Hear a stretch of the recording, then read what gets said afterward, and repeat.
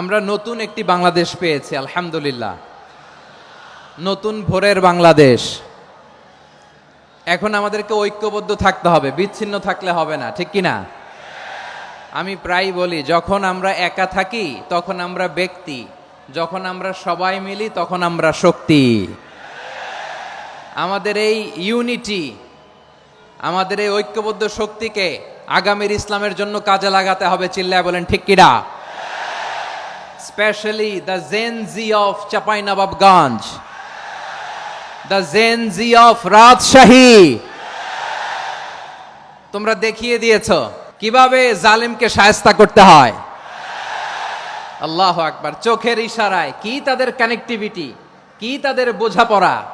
16-17 বছরে যেটা করা যায় নাই, অল্প কয়েকদিনের ব্যবধানে তাদের ইউনিটি গোটা বাংলাদেশকে উজ্জীবিত করেছে।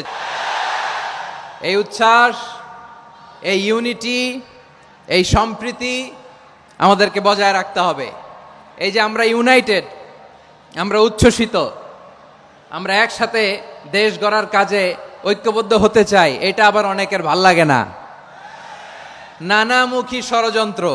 আমরা যদি ঐক্যবদ্ধ থাকতে পারি, কেউ আমাদের কিচ্ছু করতে পারবে না। এজন্য আগামীর বাংলাদেশ ঐক্যবদ্ধ বাংলাদেশ।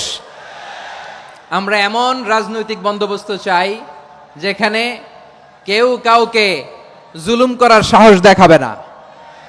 নতুন করে আর কেউ জালিম হবে না। নতুন করে ফ্যাসিস্ট হওয়ার সাহসটুকু, দুঃসাহসটুকু কেউ দেখাতে পারবে না। এরকম বাংলাদেশ আমরা চাই কি চাই না? আমরা স্বাধীনতার পর থেকে এটাই দেখেছি। লুটপাট, দুর্নীতি, মারামারি, দেশের টাকা পাচার, এগুলোর পুনরাবৃত্তি আমরা চাই। নতুন ভোরের বাংলাদেশে এগুলোর পুনরাবৃত্তি না হোক। জোরে বলেন ঠিক কিনা?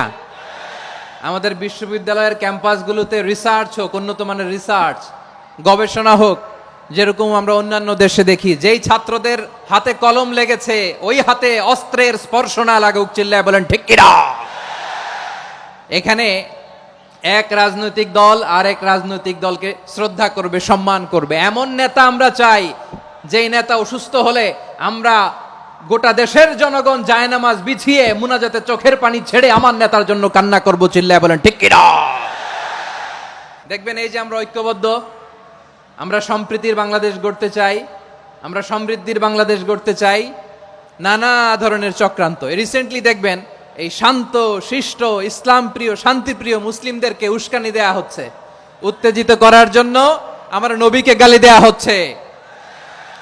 আরশের অধিপতি আল্লাহ রাব্বুল ইজ্জাতের নামে এমন অশ্লীল শব্দ ব্যবহার করা হচ্ছে যেগুলো মুখে তোলা আমাদের পক্ষে সম্ভব না। যারা আল্লাহ রাসূল সাল্লাল্লাহু আলাইহি ওয়াসাল্লামের সম্মানকে খাটো করে, আল্লাহ এবং আল্লাহর রাসূলকে নিয়ে কটূক্তি করে, অবমাননাকর শব্দ ব্যবহার করে, অশ্লীল শব্দ ব্যবহার করে, তাদের ব্যাপারে আমরা সর্বোচ্চ শাস্তি কামনা করি। নবীর বিরুদ্ধে আল্লাহর রাসূল সাল্লাল্লাহু আলাইহি ওয়াসাল্লামের সম্মানকে খাটো করে কবিতার নামে, গদ্যের নামে অশ্লীল শব্দ চয়নকে আমরা মেনে নিব? কারণ আল্লাহর নবী আমার ঈমান, আমার নবী আমার ঈমান। নবীকে ভালোবাসা ঈমানের অংশ শুধু এতটুকু নয়, আমার নবীর ভালোবাসাটাই হচ্ছে ঈমান। চিল্লায় বলো ঠিক কিনা?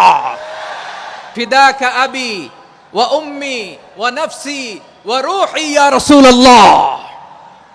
আমরা আমাদের প্রিয় নবীর জন্য জীবন বিলিয়ে দিতে রাজি। চিল্লায় বলেন ঠিক কিনা? এজন্য ইন্টারিম গভর্নমেন্টের কাছে আমরা বিনীত আবেদন জানাই, দেশের পরিস্থিতি আরো নাজুক হওয়ার আগেই যারা এই সমস্ত অবমাননার সাথে জড়িত তাদের বিরুদ্ধে কঠোর শাস্তির বিধান জারি করতে হবে। আজকের এই বিশাল তাফসীরুল কোরআনের প্রোগ্রাম থেকে এই দাবি জানিয়ে আমরা মহাবিশ্বের মহাবিশ্বয় মহাগ্রন্থ আল কোরআন আল কারীম থেকে আলোচনা শুরু করছি। আওয়াজ করে পড়ুন ইনশাআল্লাহ। প্রিয় ভাইয়েরা, বলুন তো, আমরা যে আরবি মাস অতিবাহিত করছি, কাটাচ্ছি, মাসটির নাম কি? শাবান। মাশাআল্লাহ, এই তো আপনারা সবাই জানেন। শাবানের পরেই যে মাস আসবে এটার নাম কি? রমাদান। যে আসতেছে, আপনাদের ভাল লাগে? হ্যাঁ, রমাদান নাম শুনলেই মুমিন হৃদয়ে বয়ে যায় প্রশান্তির ফল্গু ধারা, ঠিক কিনা? একটা আনন্দ, একটা উচ্ছ্বাস আমাদের হৃদয়ের মধ্যে চলে আসে। রমাদান সাইয়্যিদুশ শুহুর, 12 মাসের মধ্যে সব চাইতে শ্রেষ্ঠতম মাস রমাদান আল মুবারক আসছে। আত্মশুদ্ধির মাস, আত্মসংশোধনের মাস, শুদ্ধাচারের মাস, নিজেকে আলোকিত করবার মাস। এই রমাদানুল মুবারকে আমাদের কি করণীয়, কি বর্জনীয়, what to do and what not to do, এই টপিকসের উপর কিছু কথা আপনাদের সামনে উপস্থাপন করব ইনশাআল্লাহ। ওমা তৌফিকে ইল্লা বিল্লাহ। আল্লাহ তাআলা ইরশাদ করছেন, শাহরু রমাদান আল্লাযী উনজিলা ফীহিল কুরআনু হুদাল লিন্নাস ওয়া বাইনাতিম মিনাল হুদা ওয়াল ফুরকান।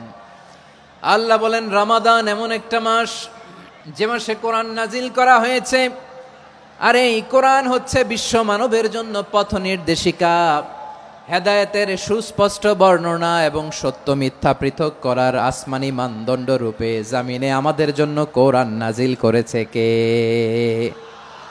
আওয়াজ করে বলেন তো, আল্লাহর নাজিল করা এই কোরআনে কোনো ভুল আছে? সন্দেহ আছে? সংশয় আছে? বিয়ন্ডলেস, বাউন্ডলেস, বটমলেস, এমন কিতাব যেটা পড়ে গবেষণা করে এর তথ্য, উপাত্ত, ইনফরমেশন, লেসন নিয়ে শেষ করা যায় না। সুবহানাল্লাহ। আল্লাহ বলেন, এই কোরআনকে আমি রমাদানে নাজিল করেছি, যেটা বিশ্ব মানবের জন্য পথ নির্দেশিকা। এতে আছে হেদায়েতের সুস্পষ্ট বর্ণনা আর সত্য মিথ্যা পার্থক্য করার মানদণ্ড, কোনটা সত্য কোনটা মিথ্যা এটা কোরআন দিয়ে ডিফারেন্সিয়েট করা যায়। কোরআন হচ্ছে ফুরকান, to differentiate between right and wrong. কোনটা সত্য কোনটা মিথ্যা, কোনটা ভুল কোনটা নির্ভুল, এটা কোরআন দিয়ে যাচাই করা যায়। চিল্লায় বলেন ঠিক কিনা? এজন্য এই কোরআন দিয়ে আমাদের জীবন সাজাতে হবে। কোরআন দিয়ে জীবন না সাজালে জীবন আলোকিত হয় না। কোরআন দিয়ে পরিবার না সাজালে পরিবার আলোকিত হয় না। কোরআন দিয়ে সমাজ না সাজালে সমাজটা শান্তিময় হয় না। শুধু দুর্নীতি দমন কমিশন দিয়ে দুর্নীতি বন্ধ করা যায় না। কোরআনের আইন বাস্তবায়ন করা ছাড়া এই সমাজ থেকে দুর্নীতি বন্ধ করা যাবে না। চিল্লায় বলো ঠিক কিনা? আমার প্রিয় ভাইয়েরা, এই কোরআন নাজিল হয়েছে রমাদান আল মুবারক, এই বরকতময় মাসে। তাই আমাদের উচিত আসন্ন যে রমাদান আল মুবারক, এই রমাদানে কোরআনের সাথে নিজেদের সম্পর্ককে বাড়ানো। আপনি কি জানেন কোরআন নিয়ে কোন ফেরেশতা পৃথিবীতে এসেছিল? জানেন? ফেরেশতার নাম কি বলেন তো? জিবরিল আলাইহিস সালাম। সাইয়েদনা জিবরিল কোরআন নিয়ে এসেছেন, ফলে উনি হয়েছেন শ্রেষ্ঠ ফেরেশতা। বিশ্ব নবীর উপর কোরআন নাজিল হয়েছে, তাই তিনি হয়েছেন শ্রেষ্ঠ নবী। রমাদানে কোরআন নাজিল হয়েছে, তাই রমাদান হয়েছে শ্রেষ্ঠ মাস। কদরের রাতে কোরআন নাজিল হয়েছে, তাই কদর হয়েছে শ্রেষ্ঠ রাত। আমরাও যদি কোরআনের সাথে সম্পর্ক বাড়াই, আমাদের মর্যাদাও এরকম, আমাদেরকেও শ্রেষ্ঠ মানুষ বানায় দিবে কে? এজন্য কোরআনের সাথে সম্পর্ক বাড়াইতে রাজি আছেন তো? যারাই কোরআনের সাথে সম্পর্ক বাড়ায় এদের মর্যাদা বাড়ায় দেয় কে? শাবান মাস আসলে, রজব মাস আসলে সাহাবারা কি করতেন আসুন আমরা দেখি কিভাবে তারা রমাদানকে ওয়েলকাম জানাতেন। রজব শাবান আসলেই ওনারা রমাদান পর্যন্ত পৌঁছার আকুতি, আগ্রহ আর ফরিয়াদ আল্লাহর কাছে জানাতেন আর বলতেন, ইয়া আল্লাহ, রমজান পর্যন্ত আমাদের হায়াত বাড়িয়ে দাও। আল্লাহুম্মা বাল্লিগনা রমাদান, আল্লাহ তুমি রমজান পর্যন্ত আমাদের পৌঁছে দাও। আল্লাহুম্মা বারিক লানা ফি রজব ওয়া শাবান ওয়া বাল্লিগনা রমাদান, আল্লাহ রজব শাবানে বরকত দাও, আল্লাহ রমজান পর্যন্ত তুমি আমাদেরকে পৌঁছে দাও। আওয়াজ করে পড়ে না আমিন।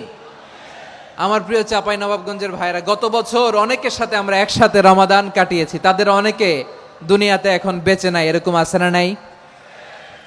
আচ্ছা, এই বছর যদি খুশ নসিব হয় আমাদের, আমরা যদি পাই, আগামী বছরও যে রমাদান আমরা পাবো কোনো গ্যারান্টি আছে? তাহলে আসুন আমরা ভেবে নেই, হতে পারে this Ramadan could be the last and final Ramadan in our life. হতে পারে এই রমাদানই হতে পারে আমার জীবনের শেষ রমাদান।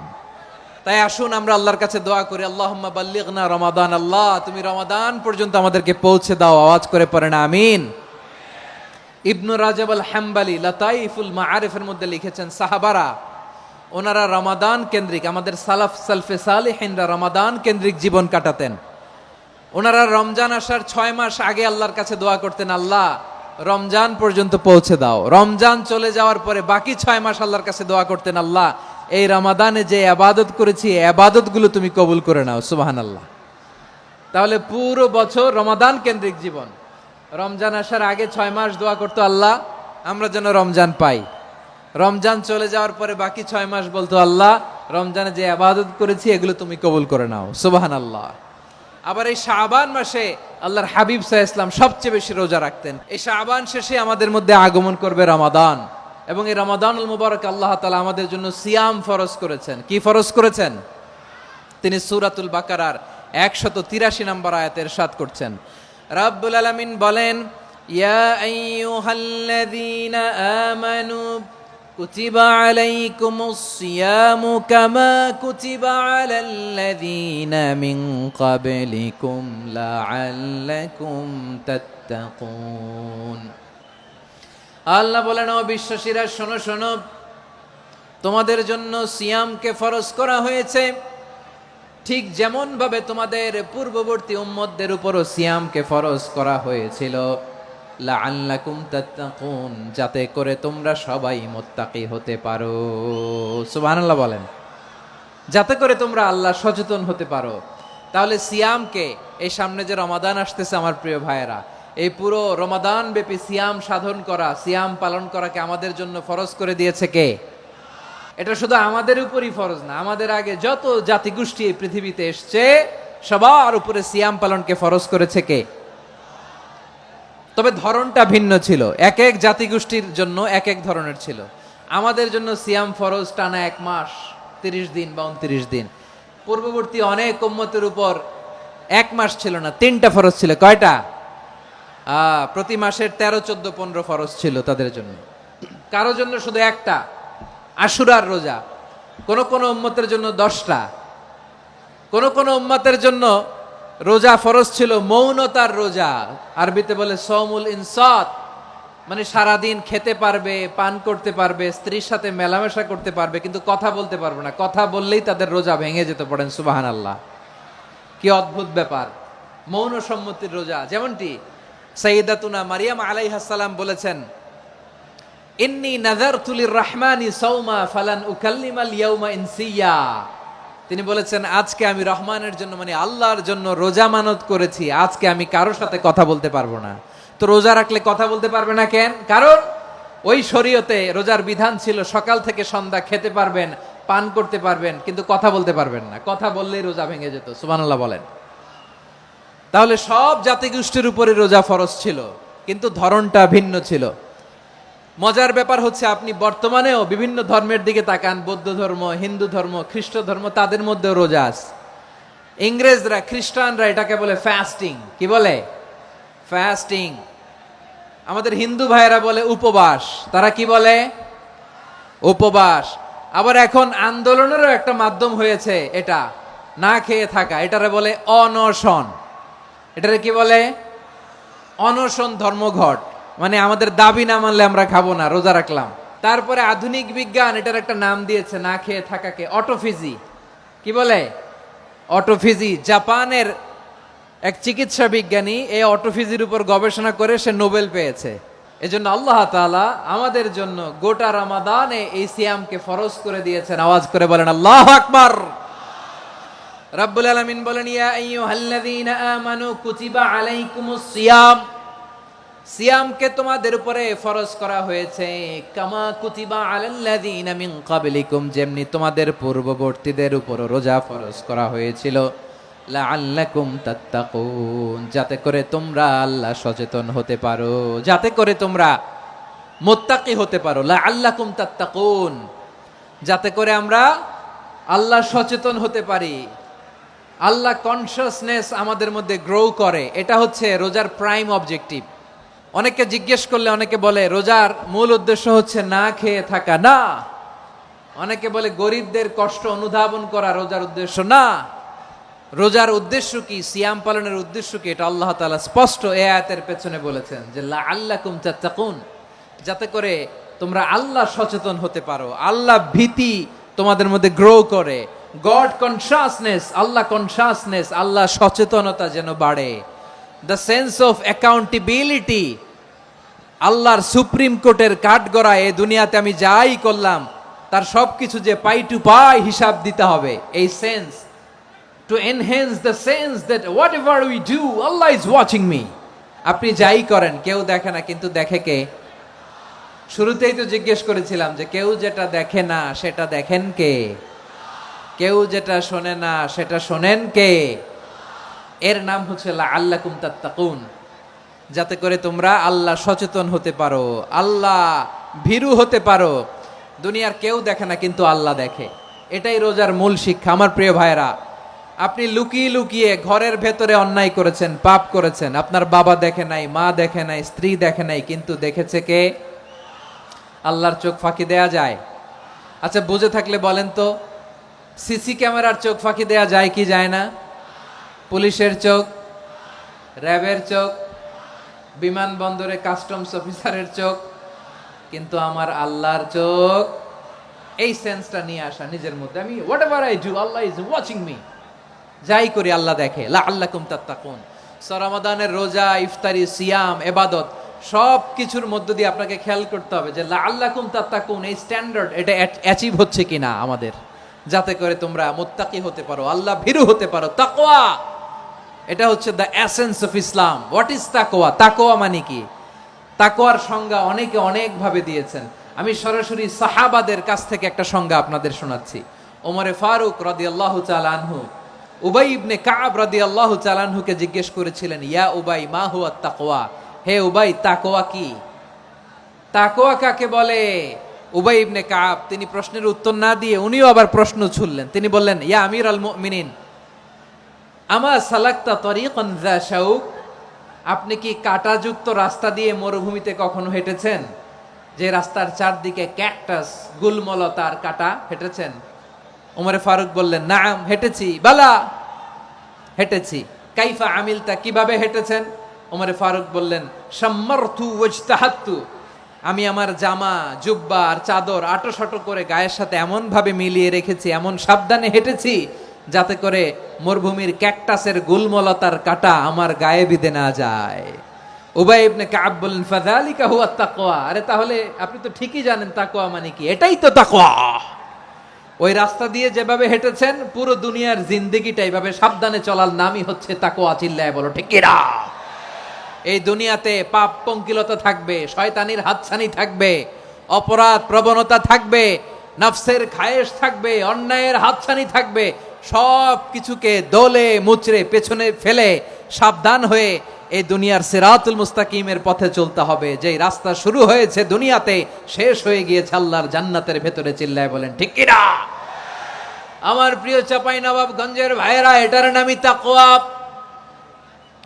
উবাই ইবনে কাব বললেন, ও আমিরুল মুমিনিন, ওই কাঁটাযুক্ত গুলমলতার রাস্তার মধ্যে ঠিক যেমনি সাবধান হয়ে আপনি হেঁটেছেন, এই দুনিয়ার বুকে ওই সাবধান হয়ে চলার নাম হলো তাকওয়া। সুবহানাল্লাহ। তাকওয়ার শুধু দুইটা নমুনা আপনাদের সামনে পেশ করব, আপনাদের ক্লিয়ার হয়ে যাবে। একটা নমুনা তো দিলাম, আরেকটা নমুনা, সেটাও ওমরে ফারুক রাদিয়াল্লাহু তাআলা আনহুর জীবনী থেকে। উনি ছিলেন ন্যায়পরায়ণ শাসক। রাত্রিবেলা প্রজাদের কি হাল হাকিকত, কি অবস্থা, ঘুরে ঘুরে প্যাট্রোলিং করতেন পুলিশের মতো।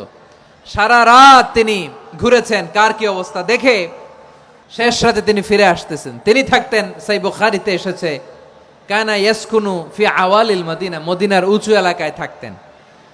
তো ফিরে আসার সময় উনি একটা প্রাচীর বেষ্টিত ঘরের পাশে দুইজন নারীর কথোপকথন শুনতে পেলেন। একজন বৃদ্ধা, একজন যুবতী।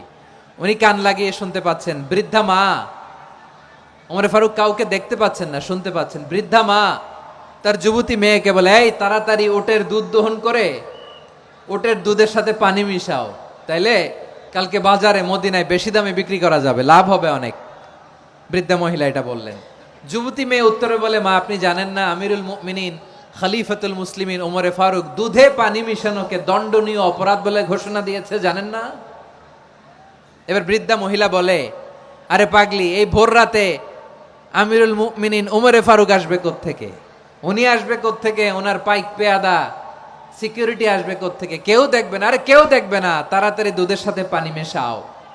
এই কথা যখন মা বলেছে, যুবতী মেয়েটা চমৎকার একটা উত্তর দিয়েছে। তিনি বলেছিলেন, ইয়া উম্মি, ও আমার মা, লাউলা রাআ উমর লা রাআ রব্বু উমর। ও আমার প্রিয়তমা মা, আপনি ঠিকই বলেছেন, গভীর রাতে ওটের দুধে পানি মিশালে ওমর দেখবে না, কিন্তু মা খেয়াল রাখবেন, ওমর যদি নাও দেখে, ওমরের রব কিন্তু দেখে। চিল্লায় বলেন ঠিক কিনা?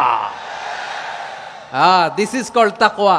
এজন্য রব্বুল আলামিন বলেন, লা তুদরিকুহুল আবসার ওয়া হুয়া ইউদরিকুল আবসার ওয়া হুয়াল লাতীফুল খাবীর। তিনি এমন সত্তা, দুনিয়ার কোন চোখ তাকে দেখে না, কিন্তু দুনিয়ার সবগুলো চোখকে, সব মানুষের অ্যাক্টিভিটিসকে, আরশের উপর থেকে সব কিছু মুহূর্তে মুহূর্তে দেখতে পান কে? তাহলে তাকওয়া কারে বলে বুঝতে পারছেন? দুনিয়াতে সাবধানে চলার নাম তাকওয়া। কেউ দেখে না, কিন্তু আল্লাহ দেখে। এই সেন্স, এই জবাবদিহিতার ভয়, দ্য সেন্স অফ অ্যাকাউন্টেবিলিটি, এই সেন্স নিজের মধ্যে গ্রো করার নাম হচ্ছে তাকওয়া। আর এই সিয়াম পালন করার প্রাইম অবজেক্টিভ অফ সিয়াম হচ্ছে লাআল্লাকুম তাত্তাকুন। আওয়াজ করে বলেন, লাআল্লাকুম তাত্তাকুন। আমার প্রিয় ভাইয়েরা, এই আসন্ন রমাদান, এটা এমন এক বরকতের মাস, যে মাসে আমরা নিজেদের নাফসের উপর নিয়ন্ত্রণ প্রতিষ্ঠা করি। সারা বছর নাফস আমাদেরকে নিয়ন্ত্রণ করে, আর রমাদানে আমরা নাফসকে নিয়ন্ত্রণ করি। কথা বুঝতেছেন? সারা বছর নাফস আমাদেরকে নিয়ন্ত্রণ করে। এই যে এখন আমার খেতে মনে চাইলে যে খেজুর রাখা, আমি খেজুর খেতে পারবো, নাটস আছে, বাদাম খাইতে পারি।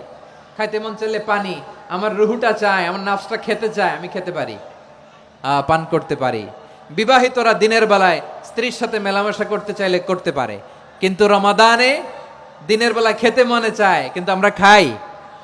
আমার প্রবৃত্তি খেতে চায়, কিন্তু প্রবৃত্তির কথা আমরা শুনি।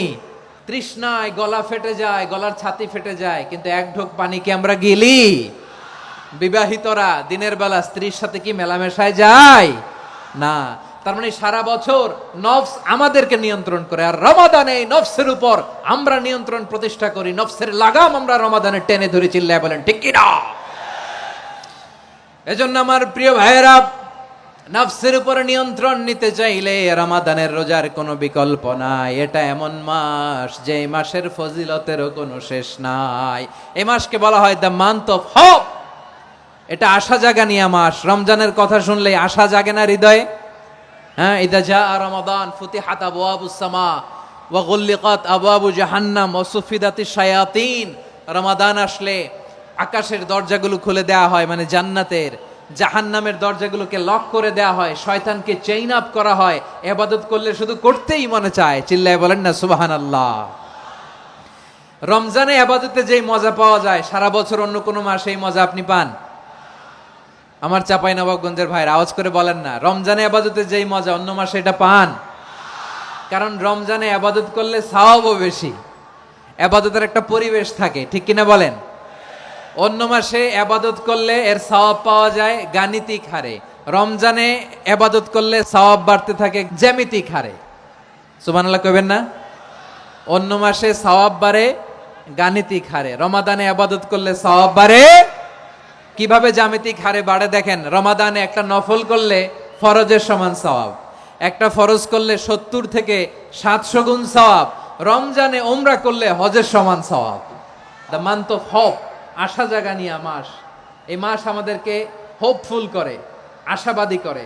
রমাদান যেমনি দ্য মান্থ অফ হোপ, আশা জাগানিয়া মাস, এট দ্য সেম টাইম এই রমাদান হচ্ছে মান্থ অফ ওয়ার্নিং, একটা ওয়ার্নিং এর মাস। নবী যেমনি আশা জাগাইছে, আবার ওয়ার্নিং দিয়েও গেছে, খবরদার। ওয়ার্নিংটা কেমন? আল্লাহর হাবিব সাল্লাল্লাহু আলাইহি ওয়াসাল্লাম মসজিদে নববীর ভেতরে, হঠাৎ তিনি মসজিদে নববীর মিম্বারে পা রেখে বললেন আমিন। দ্বিতীয় ধাপে পা রেখে বললেন আমিন, তৃতীয় ধাপে পা রেখে বললেন আমিন। সাহাবারা অবাক হয়ে বললেন, ইয়া রাসূলুল্লাহ, ইয়া হাবিবাল্লাহ, 3 বার শুধু আমিন আমিন পড়লেন, কেন পড়লেন আমরা কিছু জানি না, আমাদেরকে জানিয়ে দেন কেন আপনি 3 বার আমিন বললেন। রাহমাতাল লিল আলামিন আল্লাহর হাবিব বললেন, ও আমার প্রাণের সাহাবীরা, আমি যখন মসজিদে নববীর মিম্বারের প্রথম ধাপে পা রেখেছি, সাইয়েদনা জিবরিল এসে আমাকে বলেছে, ও নবী, আপনার নাম শুনে যে ব্যক্তি আপনার উপর দুরূদ পড়ে না তার ধ্বংস। আপনি বলেন আমি বলেছি আমিন।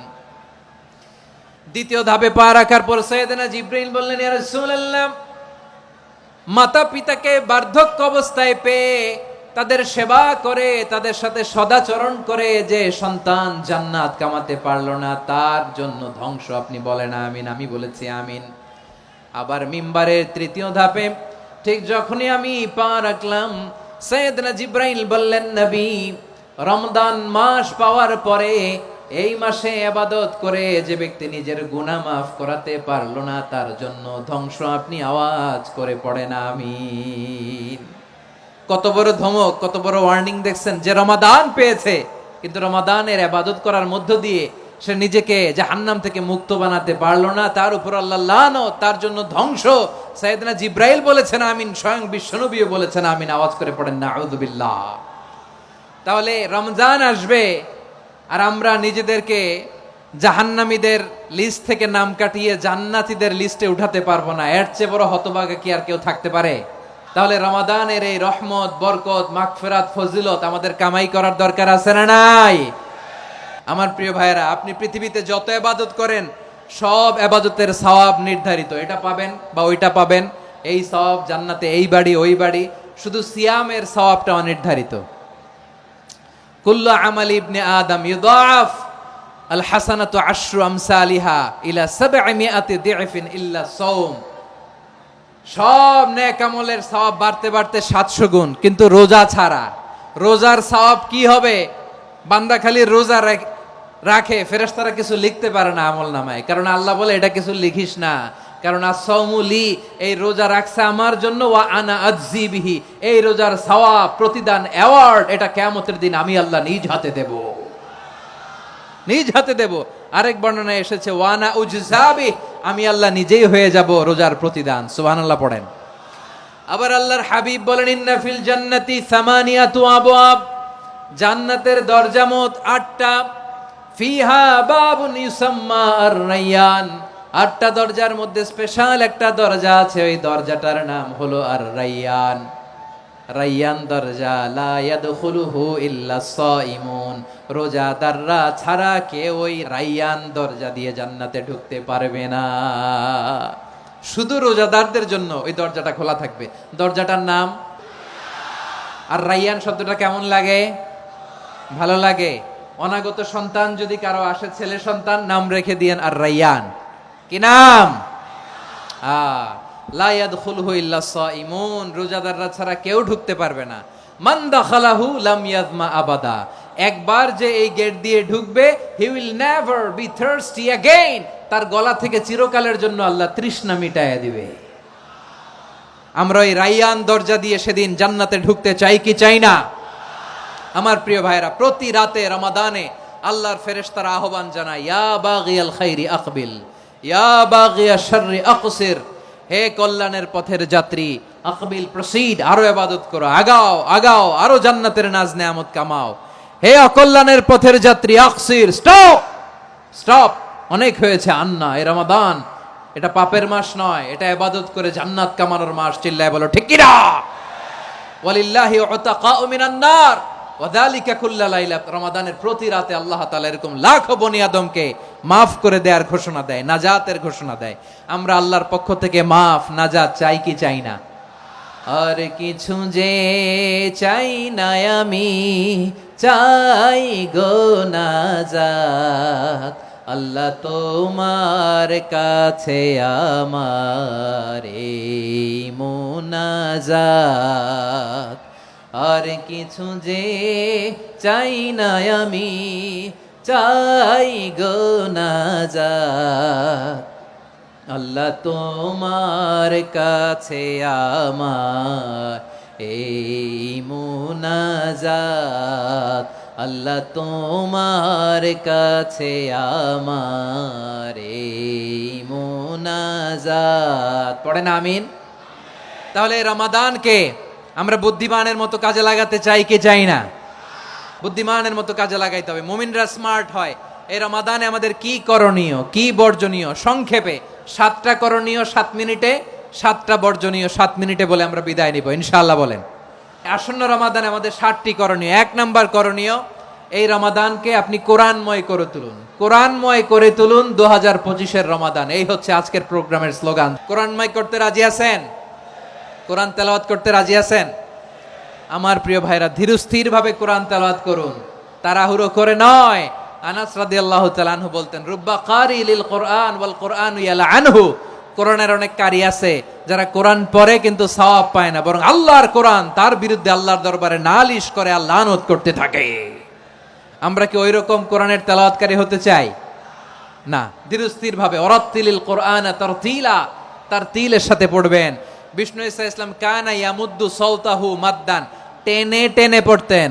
আলহামদুলিল্লাহি রাব্বিল আলামিন আর রহমানির রহিম মালিকি ইয়াউমিদ্দিন ইয়্যাকা না'বুদু ওয়া ইয়্যাকা নাস্তাঈন اهدنا الصراط المستقيم صراط الذين أنعمت عليهم غير المغضوب عليهم ولا الضالين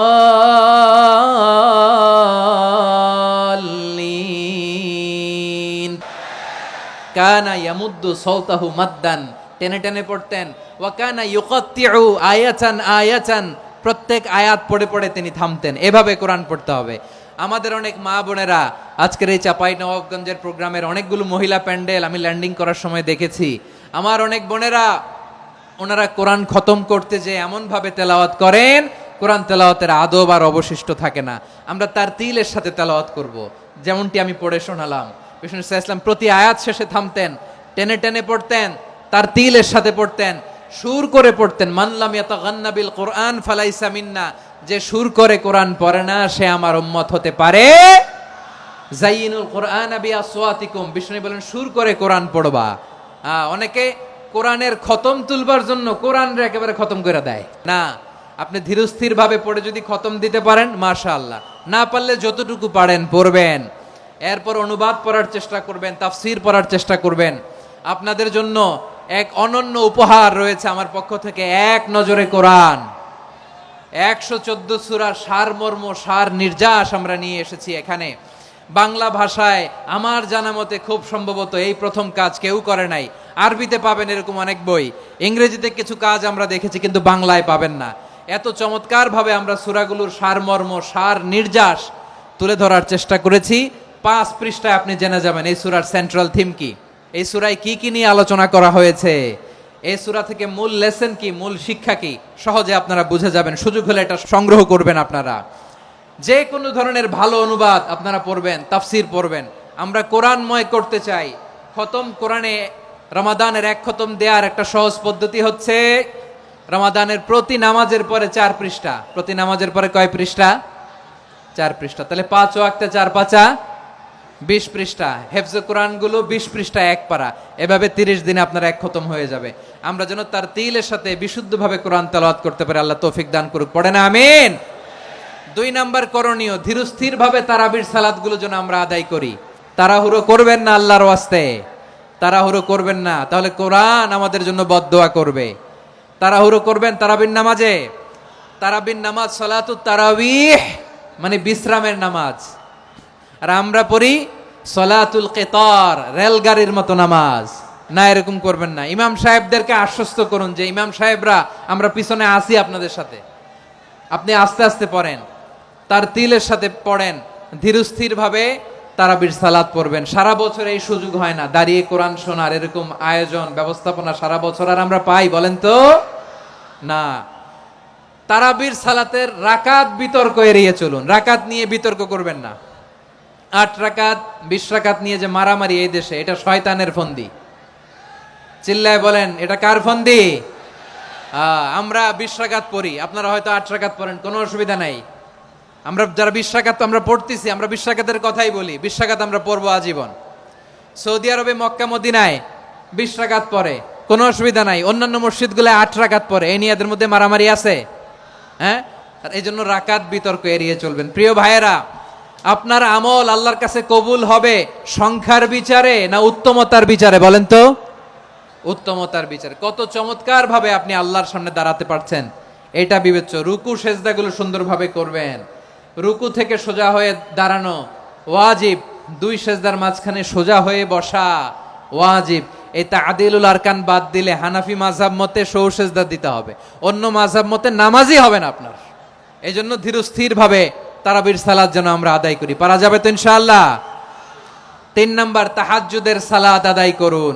বছরের অন্যান্য সময় উঠতে পারি না, অনেকে বলে হুজুর উঠতে পারি না, কিন্তু রমাদানে সাহারি খাওয়ার জন্য তো উঠাই লাগে। কি বলেন? আল্লাহর হাবিব বলেন তাসাহারু ফা ইন্না ফিস সাহুরি বারাকা, তোমরা সাহারি খেও, কেননা সাহারির ভেতরে বরকত ঢুকায় দিয়েছে কে? একটা খেজুর, এক গ্লাস পানি খেলেও সারা দিন আপনাকে তরতাজা রাখে কে? তো সাহারির জন্য যেহেতু উঠতেই হয়, সাহারি খাওয়ার আগে বা পরে 2 রাকাত 4 রাকাত তাহাজ্জুদ পড়া যাবে না?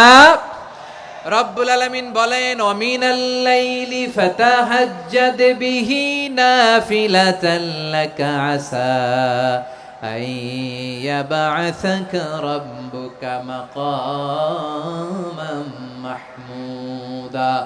ও নবী, রাতের কিছু অংশ সময় তাহাজ্জুদের সালাত আপনি আদায় করবেন, কারণ এই তাহাজ্জুদ হলো আপনার জন্য নাফিলাতাল লাক, অতিরিক্ত ফরজ। আপনাকে মাকামে মাহমুদে অধিষ্ঠিত করবে কে? এজন্য যারা সম্মানিত হতে চান, সম্মানের আসনে যেতে চান, তাদের জন্য তাহাজ্জুদ অবধারিত। আমরা রমজানে সাহারির আগে তাহাজ্জুদ পড়তে চাই কি চাই না? এই নামাজটারে আল্লাহ বড্ড ভালোবাসেন। কেন জানেন? কারণ গভীর ঘুমকে স্যাক্রিফাইস করে আমরা এই নামাজ পড়ি। ঘুমের আরবি জানা আছে কারো? ঘুমরে আরবিতে কি বলে? অনেকগুলো আরবি আছে। একটা আরবি হচ্ছে নুআস, তন্দ্রা, তন্দ্রা, আমানাতান নুআসা কোরআনে এসেছে। আরেকটা আছে ঝিমুনি, ঝিমুনি, এইভাবে ঝিমুনি আসে ঘুমের আগে, এটারে বলে সিনা। এটারে কি বলে? সিনা। স্বাভাবিক ঘুমকে আরবিতে বলে নাউম। স্বাভাবিক ঘুমকে কি বলে?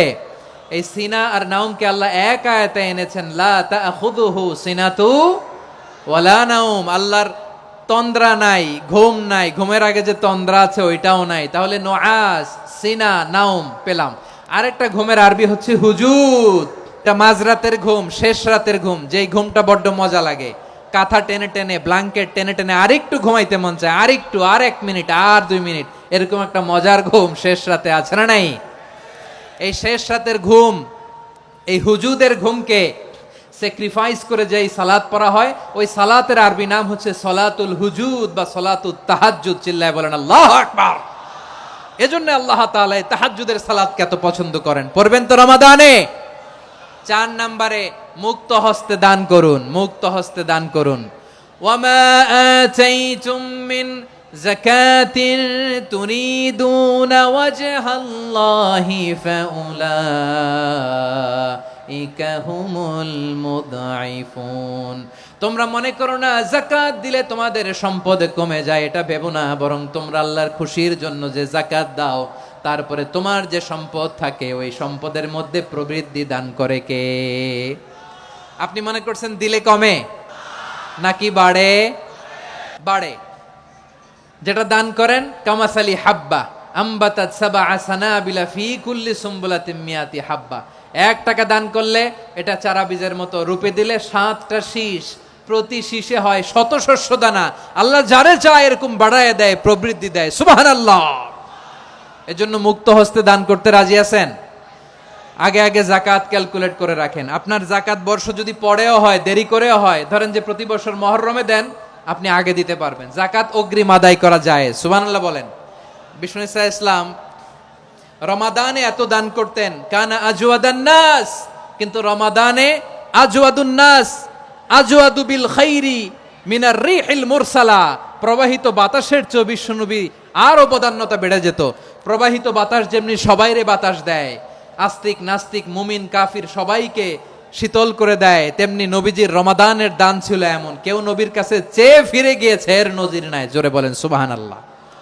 রমাদানে দান করব, ইফতার শেয়ার করব।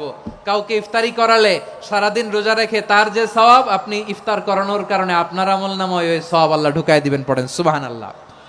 সাহাবারা বললেন, নবী আমরা গরিব মানুষ, ইফতারি খাওয়ানোর পয়সা নাই। আল্লাহর হাবিব বললেন, ওয়ালাউ বিমাজকাতি লাবান, 1 ঢোক দুধ, ওয়ালাউ বিতামরা, 1টাও খেজুর, ওয়ালাউ বিশারবাতিমা, 1 ঢোক পানি খাইয়েও যদি কারো রোজা ভাঙাও, তারপরে ওই সওয়াব তোমার আমলনামায় দিবে কে? তাহলে মুক্ত হস্তে দান করুন, 4 নাম্বার। 5 নাম্বার হচ্ছে কদর তালাশ করুন। রমজানের সবচেয়ে দামি সময়। বিষ্ণু বলেন, মান হরিমা খাইরাহা ফাকাদ হরিম, যে কদর মিস করলো সে সব মিস করলো, হি ইজ দ্য লুজার। আচ্ছা বলেন, এই বরকতের মাসে আমরা কি লুজার হতে চাই না গেইনার হতে চাই? ইন্না আনজালনাহু ফি লাইলাতিল কদরি ওয়া মা আদরাকা মা লাইলাতুল কদর লাইলাতুল কদরি খায়রুম মিন আলফি শাহর। পড়েন আল্লাহু আকবার। লাইলাতুল কদরি খায়রুম মিন আলফি শাহর, হাজার মাসের চেয়েও সেরা। 1000 মাসে হয় 83 বছর 4 মাস। 83 বছর 4 মাস টানা ইবাদত করলে যেই সওয়াব, কদরের রাতে ইবাদত করলে অতটুকু সওয়াব আপনি পাবেন, আল্লাহ সেটা বলে নাই। আল্লাহ বলে তার চাইতো বেশি সওয়াব দিয়ে আপনার আমলনামা ভরে দিবে কে? কদর যেন মিস না হয়। 21, 23, 25, 27, 29 নাকি খালি 27? না, ফালতামিসু ফিল আশরিল আওয়াখিরি ফিল মিনাল ভিতরি, রমজানের শেষ দশকের বেজর রাতগুলোকে কদর হিসেবে তালাশ করো। আল্লাহর হাবিব সাল্লাল্লাহু আলাইহি ওয়াসাল্লাম শেষ 10 দিন টানা ইবাদত করতেন, টানা ইবাদত। ইদা জাআল আশরু আহিয়াল লাইলা আইকাযা আহলা ওয়া জাদ্দা ওয়া শাদ্দাল মিজার, সারা রাত জেগে ইবাদতের নজির নবীজির নাই, শুধু রমজানের শেষ দশক ছাড়া। সুবহানাল্লাহ বলেন। নিজেও ঘুমাতেন না, ফাতেমা রাদিয়াল্লাহু তাআলা আনহু, আলী রাদিয়াল্লাহু তাআলা আনহু কাউকে ঘুমাতে দিতেন না, সবাইকে জাগিয়ে তুলতেন। আমরা সারা রাত জেগে ইবাদত করব, রাজি আছেন তো? কদর যেন আমাদের মিস না হয়। আজকে থেকেই ক্যালেন্ডারে মার্ক করে রাখেন, সব কাজ পেছনে ফেলে, সব ব্যস্ততাকে পেছনে ফেলে ইবাদতের জন্য আমরা প্রস্তুত থাকবো কদরের রাতে। কোনোভাবে কদর যেন আমাদের মিস না হয়, ইনশাআল্লাহ। বলেন তো সবাই। 6 নম্বরে পারলে ইতিকাফ করবেন। আল্লাহর হাবিব সাল্লাল্লাহু আলাইহি ওয়াসাল্লাম প্রতি বছর 10 দিন ইতিকাফ করতেন। যে বছর ইন্তেকাল করবেন সে বছর 20 দিন ইতিকাফ করেছেন। আপনি বলবেন হুজুর ইতিকাফ না করলে সমস্যা কি? আমার নবী একটা ইবাদত সারা জীবনেও ছাড়ে নাই, আর আপনি জীবনে একবারও করেন নাই। এবার হিসাব আপনার কাছে। না পারলে অন্তত রাত্রি বেলাগুলো মসজিদে কাটাবেন, পারবেন তো ইনশাআল্লাহ? সব শেষে শিশু এবং নারীদের ব্যাপারে বিশেষ খেয়াল রাখবেন। শিশুদের রমাদানের ব্যাপারে উৎসাহ দেন, তাদের প্রস্তুতি নেওয়ান, তাদেরকে রোজা রাখতে দিবেন। আমার ভাইয়েরা এবং বোনেরা, পর্দার আড়ালে মায়েদেরকে বলবো, চাপাই নবাবগঞ্জের মায়েরা, 1 দিন 2 দিন না খেয়ে থাকলে আপনার ছেলে মেয়ে মারা যাবে না। ওদেরকে উৎসাহিত করেন, ওদের ছোট্ট যারা রাখতে দেন, বলেন যে বাবা সকাল থেকে দুপুর পর্যন্ত না খেয়ে থাকলে তোমার অর্ধেক রোজা, এরকম 2 দিন অর্ধেক মিলে তোমার 1 রোজা। এরকম আমি কত রোজা রাখছি ছোটবেলায়, কোনো হিসাবই নাই। আমার দাদি বলতো সকাল থেকে না খেয়ে দুপুর 12টা পর্যন্ত রাখলে নাকি অর্ধেক হয়, এরপরের দিন অর্ধেক, 2 অর্ধেক মিলে 1 রোজা। এটা তো আসলে রোজা হয় না, কিন্তু তাকে উৎসাহ দেয়া। ইফতার প্রোগ্রামগুলোতে নিবেন আমাদের বাচ্চাদেরকে, দেখবেন যে ওর ক্ষুধা লাগতেছে, খায় না, কারণ কেউ খায় না। একজন আজান দিচ্ছে, সবাই খেজুর নিয়ে ইফতার করতেছে। এই দৃশ্য, এই ট্র্যাডিশন, এই ইবাদত, এই তারবিয়া ওর আগামীর জীবনটাকে সুন্দর করবে। চিল্লায় বলেন ঠিক কি না? এভাবে আগামীর প্রজন্মকে আমাদের গড়তে হবে। শিশুদের রোজার ব্যাপারে প্রস্তুতি নিন, উৎসাহ দিন। আর নারীদেরকে কষ্ট দিবেন না। সারা দিন পেঁয়াজু, আলুর চপ, বেগুনি, পাকোড়া, ছোলা, মুড়ি, শরবত, রুয়াবজা আছে না নাই, বানাতে বানাতে আমাদের বোনেরা কাহিল হয়ে যায়, আর তারাবি পড়তে পারে না, ইবাদত করতে পারে না। আমরা যেন আমাদের বোনদের প্রতি ইহসান করি, পারবেন তো সবাই? এই 7টি করণীয়, 7টি বর্জনীয়। 1 নাম্বার, বিলম্বে ইফতার করবেন না কখনো। 1 নাম্বার, দেরি করে ইফতার করা নিষিদ্ধ। ইহুদিরা দেরি করে ইফতার করে। লা ইয়াজালুন নাসু আলা খাইরিন মা আজ্জালুল ফিতরা। বিশ্বনবী বলেছেন এই উম্মত যতদিন আগে আগে ইফতার করবে, এই উম্মতের কপাল থেকে কল্যাণ কেউ ছিনিয়ে নিতে পারবে না। চিল্লায় বলেন ঠিক কি না? আজানের জন্য বসে থাকবেন না, সময় দেখবেন। স্থানীয় সময় যখন সূর্যাস্ত হওয়া মাত্রই বিসমিল্লাহ, খেজুর খেয়ে ফেলবো, পারবেন তো? 2 নাম্বার, রমাদানের পবিত্রতা বজায় রাখবো। কোনো তর্ক বিতর্ক অশ্লীলতায় আমরা জড়াবো না, ঝগড়া করবো না, সরাসরিও না, ফেসবুকেও না। করবেন? কেউ গালি দিলে বলবেন ইন্নী ইমরুউন সায়েম, আমি রোজাদার। আল্লাহর হাবিব শিখিয়েছেন, কেউ যদি তোমার গালি দেয়, কটু কথা বলে, অশ্লীল কথা বলে, রমজানে তুমিও বলতে পারবে না। তুমি বলতে পারবা ইন্নী ইমরুউন সায়েম, আমি রোজাদার। আজকে থেকে নিয়ত করেন, রমজানে কেউ গালি দিলে আপনি একটা গালি দিবেন নাকি? কি বলবেন? রোজাদার, রমজানের পবিত্রতা আমি ভঙ্গ করতে পারবো না। অশ্লীল নাটক, সিনেমা আমরা দেখবো না। ব্যাড হ্যাবিট থাকলে রমাদানে এটা ছাড়ার মহা সুযোগ। স্মোকিং এর অভ্যাস আছে অনেকের, ঠিক কিনা? যদি কারো থাকে, কে করে হাত তোলালাম না আমি। এই রমাদানে এই স্মোকিং হ্যাবিট থেকে আমরা বেরিয়ে আসবো, ঠিক কিনা বলেন? তিন নাম্বার, আমরা মিথ্যা বলবো না। বিশ্বনবী বলেন, মানলাম ইয়াদা কাওলা যুরি ওয়াল আমালা বিহ ফালাইসা লিল্লাহি হাজাতুন ফি আইয়াদা আতআমাহু ওয়া শারাবা। যে রমজানে মিথ্যা কথা, মিথ্যা কাজ, মিথ্যা সাক্ষী ছাড়তে পারে নাই, তার না খেয়ে থাকা, উপবাস থাকা দিয়ে আল্লাহর কিছু যায় আসে না। এজন্য মিথ্যার সাথে আমাদের কোনো সম্পর্ক আছে? মিথ্যা বলবো না। চার নাম্বার, অপচয় করব না। ইন্নাল মুবাযযিরিনা কানু ইখওয়ানাশ শায়াতিন ওয়া কানা শাইতানু লিরাব্বিহি কাফুরা। অপচয়কারী শয়তানের ভাই। আচ্ছা, যে শয়তানের ভাই ও নিজেও আরেকটা কি? শয়তান। অপচয় করব না। ইফতারি করতে যে আমরা অনেকে অপচয় করি, এগুলো করবেন আপনারা? না, অপচয় অপব্যয় করব না। 5 নম্বরে রিয়া, লোক দেখানো ইবাদত আমরা করব না। লোক দেখানোর জন্য নামাজ, রোজা, জিকির, তেলাওয়াত, দান সদকা এগুলো করলে আল্লাহর দরবারে এগুলো কবুল হবে? বিশ্বনবী বলেন, দাজ্জালের ফিতনার চেয়ে একটা বড় ফিতনার ভয় আমি করি, সেটা কি? আর রিয়া, শো অফ মেন্টালিটি, লোক দেখানো মানসিকতা। এটা থেকে আমরা বিরত থাকবো ইনশাআল্লাহ। 6 নাম্বার, অনেক গুরুত্বপূর্ণ, ব্যবসায়ী ভাইয়েরা, অনেক অসাধু ব্যবসায়ী আছে রমজান আসলে নিত্য প্রয়োজনীয় পণ্যের মূল্য বৃদ্ধি করে দেয়। এরকম আছে না নাই? এগুলো করবেন না। মজুদদারি করবেন না। পণ্যের কৃত্রিম সংকট বাজারে করবেন না। আপনি লাখ টাকা কামায়া ভাবছেন যে রোজাদারদের কষ্ট দিয়ে ধনী হবেন, এমন রোগ আল্লাহ আপনারে দিবে, কোটি টাকা দিয়েও আপনি হাসপাতালের বিল পরিশোধ করার ক্ষমতা আপনার হবে না। খবরদার। শেষ বয়সে দেখবেন কি কষ্ট আপনার হয়। আপনি রোজাদারদের কষ্ট দিচ্ছেন, আল্লাহ আপনার সুখে রাখবে? আল্লাহর দোহাই লাগে, আমার ব্যবসায়ী ভাইয়েরা এটা করবেন না। আরব বিশ্বে আমরা দেখেছি, আরব বিশ্বের ব্যবসায়ীরা সারা বছরে ব্যবসা করে, রমজানে ভর্তুকি দেয়। আর আমার দেশের কিছু অসাধু ব্যবসায়ী রমজানে গলাকাটা ব্যবসা করে আর সারা বছর সেইটার উপর দিয়ে চলে। চিল্লায় বলেন ঠিক কিনা? করবেন না, এটা করবেন না। নিত্য প্রয়োজনীয় পণ্যের মূল্য বৃদ্ধি করা হারাম, পণ্যের কৃত্রিম সংকট তৈরি করা হারাম, মজুদদারি করা হারাম, রোজাদারদেরকে কষ্ট দেয়া হারাম, এটা করবেন না। 7 নম্বরে সর্বশেষ কথা, অধীনস্থ যারা আছে তাদের কাজের চাপ আপনারা কমিয়ে দিবেন। কাজের লোক, ফ্যাক্টরির ওয়ার্কার, স্টাফ, তাদের প্রতি যদি রহম করেন, আপনার উপর রহম করবে কে? এই পবিত্র রমাদানে 7টা করণীয়, 7টা বর্জনীয় মনে রাখা যাবে তো ইনশাআল্লাহ?